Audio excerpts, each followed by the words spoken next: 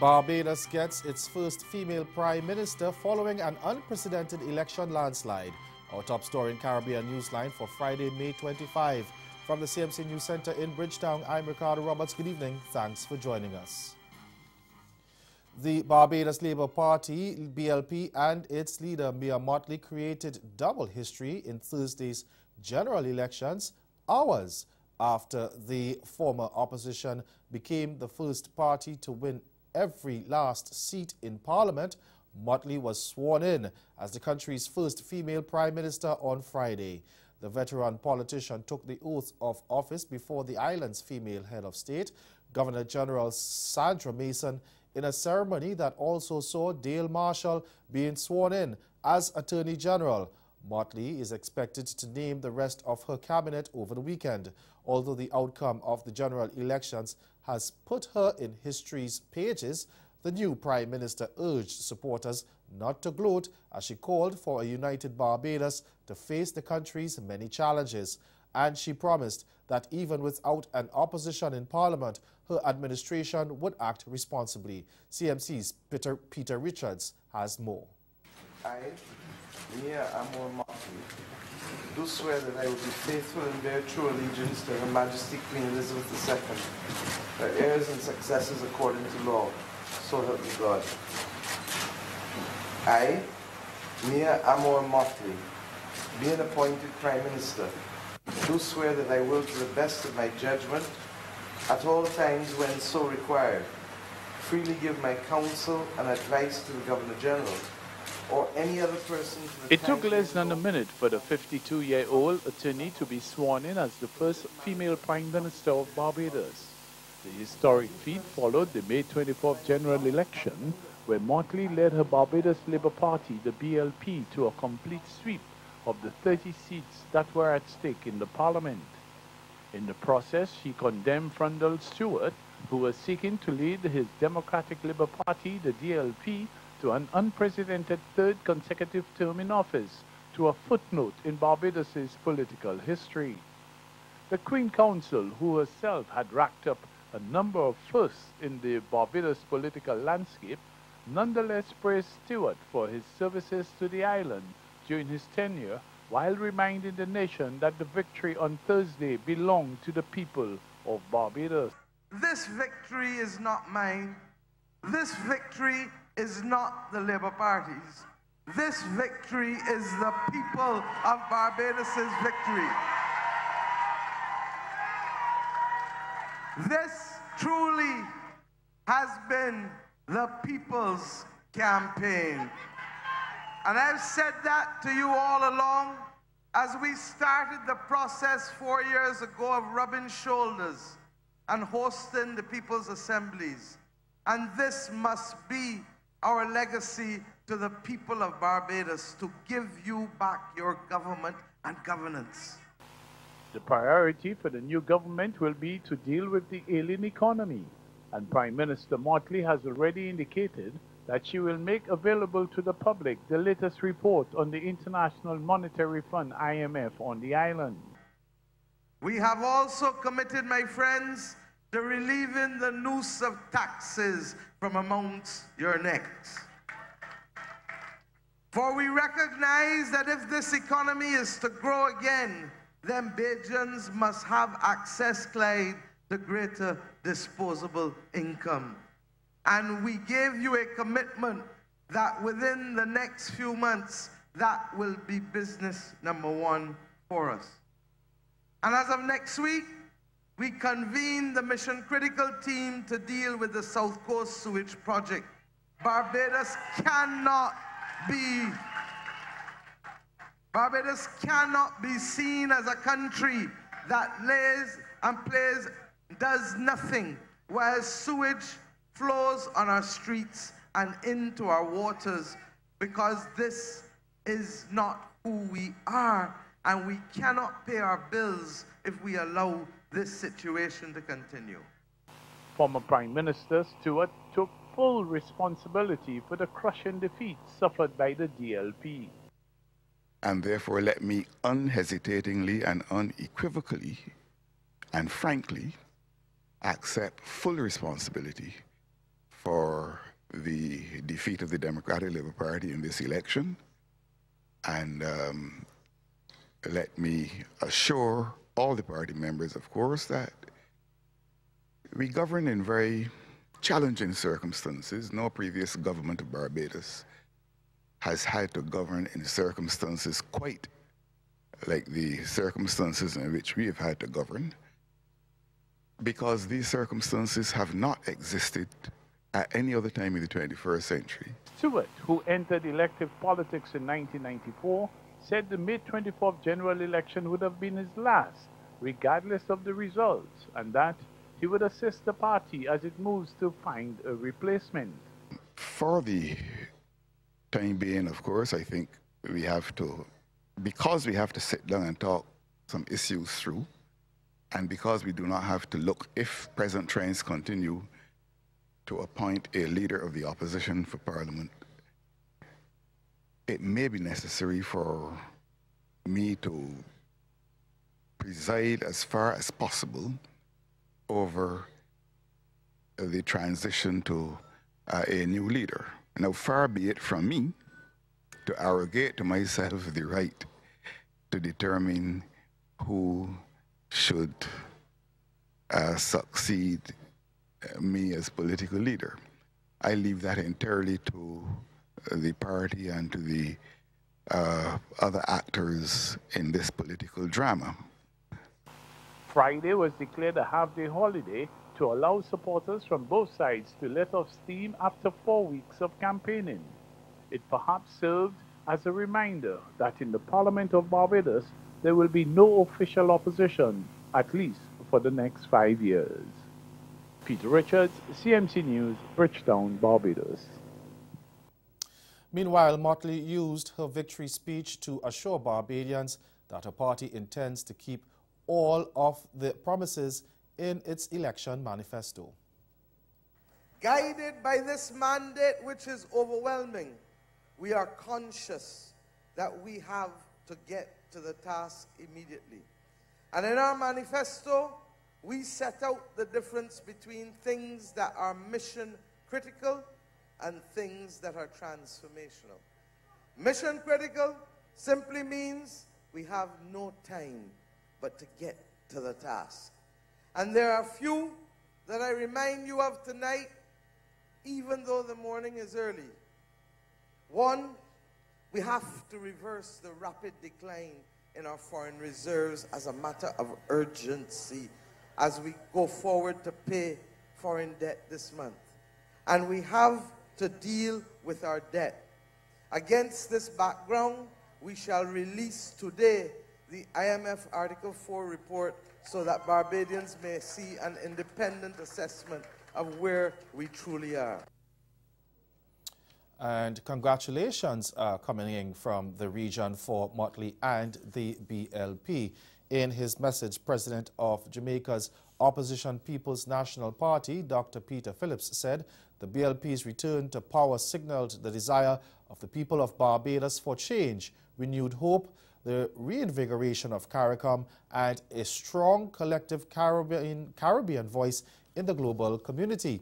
He said it also marks a move towards people-centered governance, and Phillips wished the new government success as it takes on board the expectations of the people of Barbados and strives to improve the lives of the majority of its people.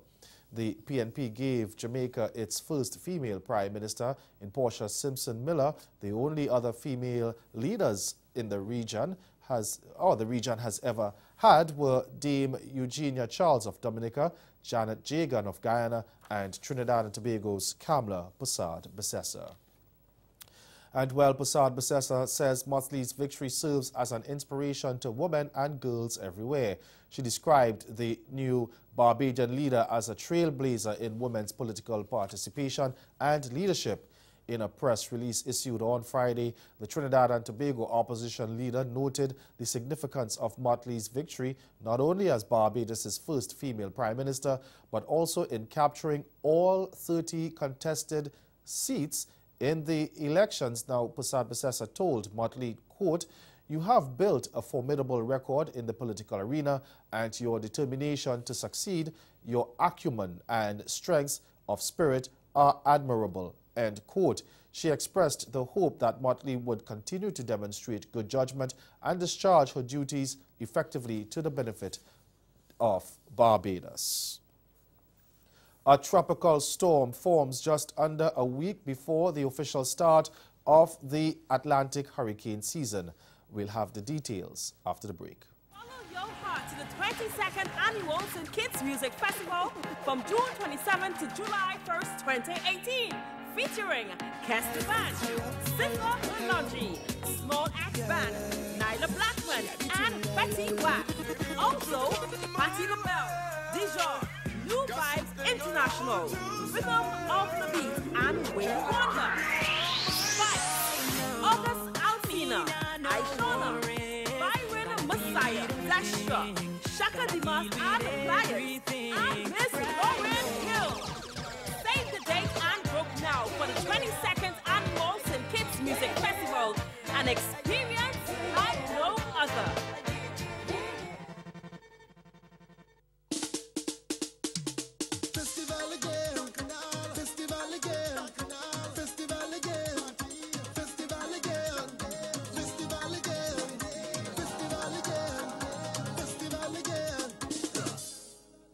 Caribbean's greatest summer line. Yeah, it's culture around the time. 44 is the hair.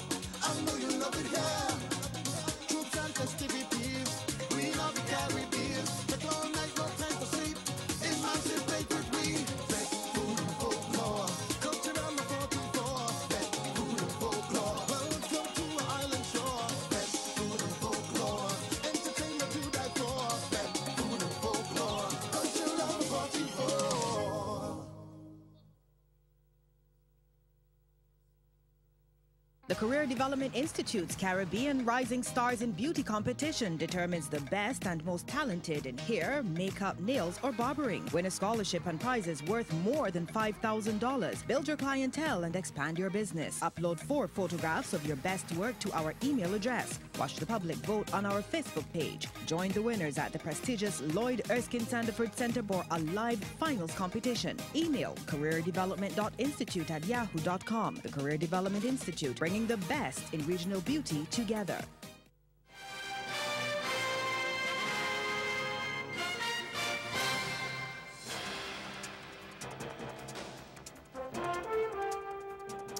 And welcome back. 5 days before the official start of the Atlantic hurricane season, the first tropical system has formed in the Caribbean. Alberto, which formed on Friday morning, is expected to dump heavy rain on Cuba this weekend. Tropical storm watches have been issued in Mexico and Cuba. At 4 p.m., subtropical storm Alberto was about 195 miles south-southwest of the western tip of Cuba and moving towards the east at near 2 miles per hour. Maximum sustained winds were near 40 miles per hour with higher gusts. Gradual strengthening is forecast over the next 72 hours. On the forecast track, Alberto is expected to be near the western tip of Cuba Saturday morning. And Suriname's authorities are investigating what they say is an ISIS terror threat. Security forces have stepped up their presence across the capital, Paramaribo, and at several schools following the threat made via Facebook on Thursday. Police say an in-depth investigation has been launched, and desperate reassurance by Vice President Ashwin Adhin early Friday during a press briefing. Several schools remained closed for the day. The threat posted on Facebook by Mohammed Ahmed Al-Mehdi, purportedly from ISIS, stated that at least 50 people would be killed if 2 brothers who had been detained for several months and charged with violation of the country's anti-terrorism laws were not released. The post mentioned a high school, the university, and a local prison as potential targets. The Facebook account has since been removed. The 2 suspects referred to in the social media post are from the Netherlands, and they were arrested last year and appeared in court earlier this week. Now, during the court hearings, prosecutors argued that the suspects who were managing a chat room were recruiting people to join ISIS in Syria. Bahamas and St. Kitts and Nevis have been removed from the European Union's list of non-cooperative jurisdictions.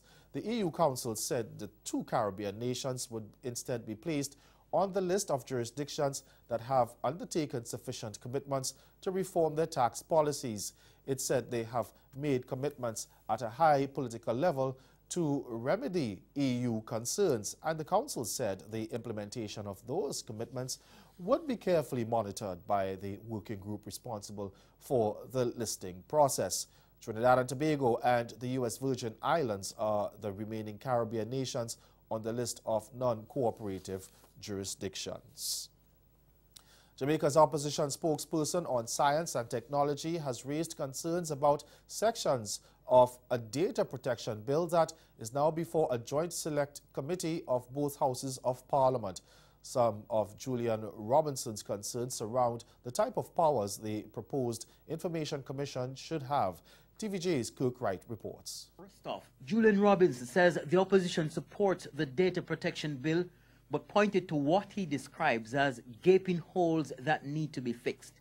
Mr. Robinson touched on the functions of the Information Commissioner, which he says fall under two broad headings, general and specific. He also talked about the section which outlines that the Commissioner can encourage members of trade organizations to publish voluntary codes of practice for its members.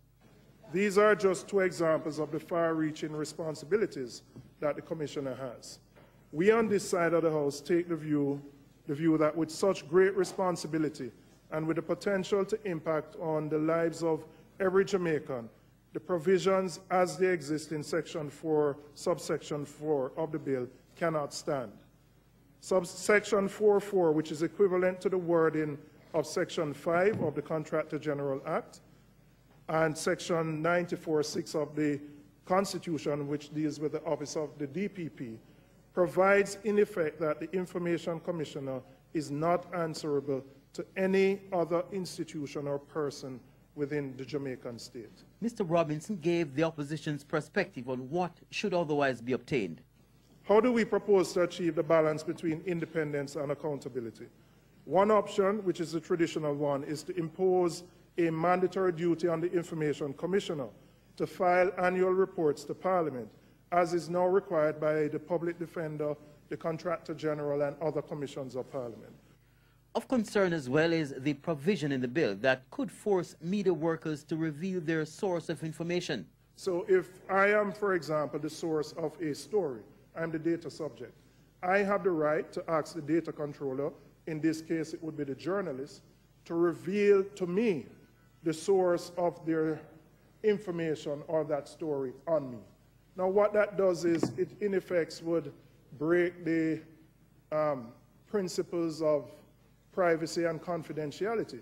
And we already have defamation laws which provide protection for those persons who may be injured by a publication. In essence, Mr. Robinson says the provisions set out in the bill would relieve the media of its power to protect its sources and place that power squarely in the hands of the Information Commissioner. And ahead in Caribbean Newsline, a Jamaican footballer taking his time in deciding which international side to join. Stay with us. Sport is next. Renowned for its pristine beachfront and fantastic weather, continues to leave quite an impression on newcomers to the island and returning visitors.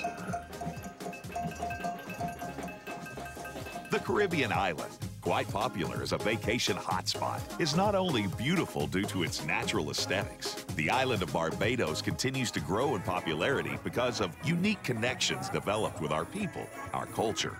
We can't wait to welcome you. It's starts from sunrise. A city filled with an island vibe, music, people, color, friendship, culture, and the warmest of smiles. Come enjoy the unique costumes, pulsating steel pans, exotic culture, exciting fetes, and unforgettable people. Discover Antigua's Carnival, the Caribbean's greatest summer festival, July 27th to August 8th, because the beach really is just the beginning.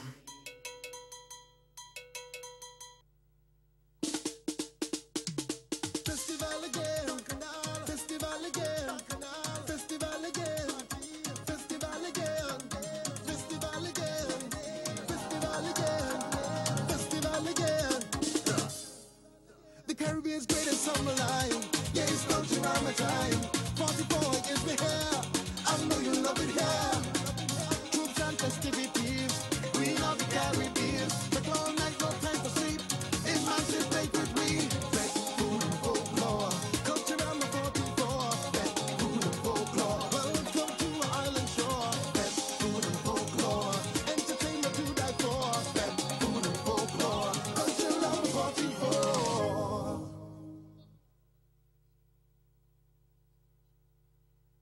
Do you wish to combine a vacation with pure laughter? Then St. Martin is the place to be on June 22nd and 23rd for the 14th annual edition of its comedy festival, Laugh Till Belly Burst, with comedians from all over the world. Book hotel and show tickets until June 20th now at www.ltbbsxm.com.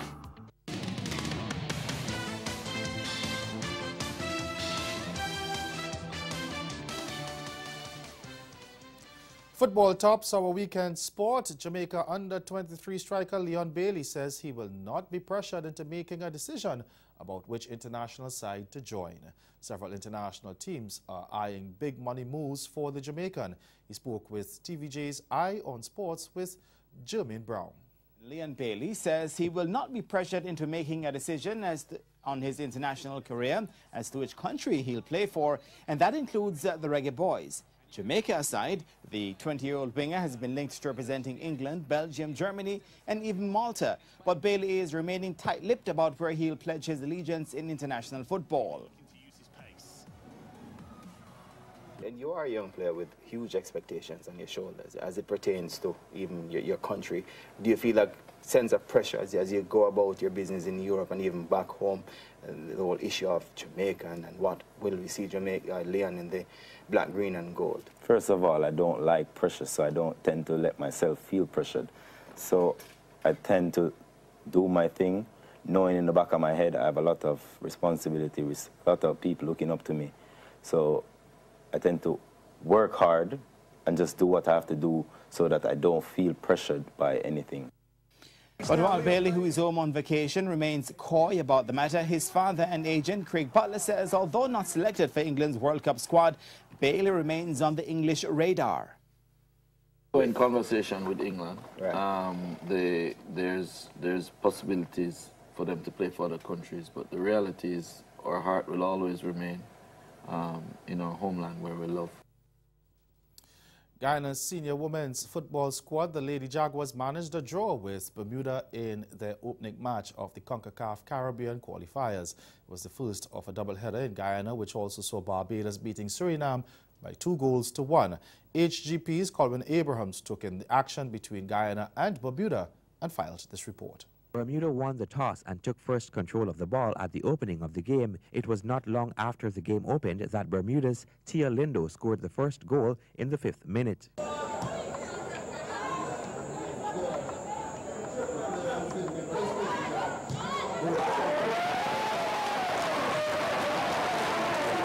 With the clearly shaky Jaguars trying to gain composure, they not long after in the 7th minute fired back at Bermuda's goalkeeper through number 15 Brian Disa to level the scores at 1-1.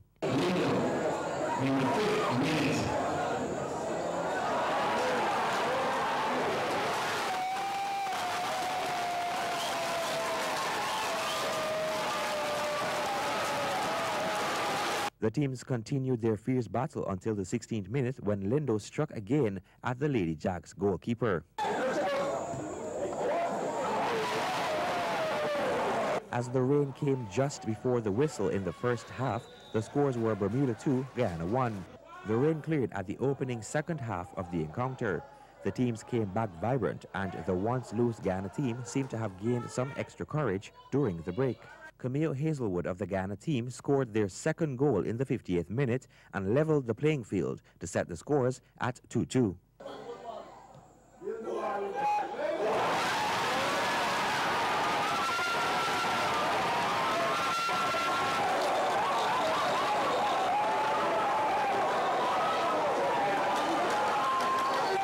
Coming down to the end of the game, the two teams had extreme battles, getting close to each other's front door, but defenses were tough. There were a number of substitutions by both teams. Bermudan striker John Smith, described as a class act by his manager, has signed a new contract with Lewes after helping the English non-league side gain promotion to the Bostic League Premier Division. The 23-year-old joined the club in November 2016 after a short spell with Welling United and was a key member of Lewes' promotion campaign, scoring 20 goals in the just concluded season. The new deal will keep Smith at the East Sussex club until the end of next season, with an option for another year. And that's the sports. Stay with us. We'll be right back.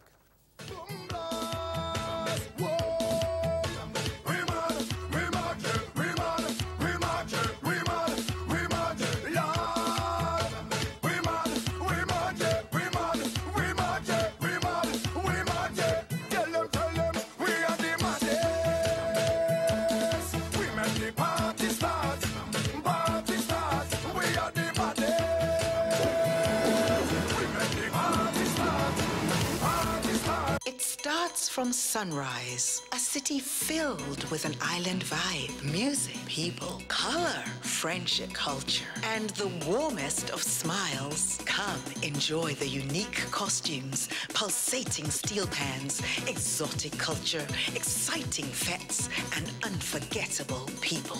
Discover Antigua's Carnival, the Caribbean's greatest summer festival, July 27th to August 8th, because the beach really is just the beginning.